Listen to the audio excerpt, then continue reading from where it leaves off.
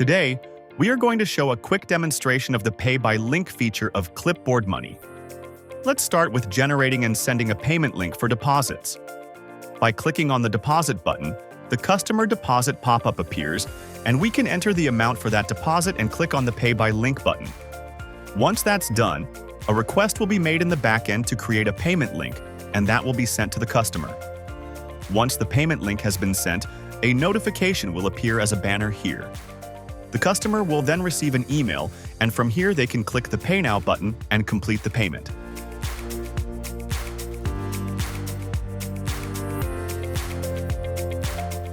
To make payments on invoice, we can see a deposit has been taken and there is an outstanding amount. The user can click the Pay by Link button. The link is created and the invoice is generated, which the user can send to the customer by clicking on the email button. We can see that the payment link has been created, and if we refresh the page, we can see that the payment link has been sent. For refunds, the user clicks on the Refund button. Select the payment you would like to refund. A refund will be made using the method initially used to make the payment.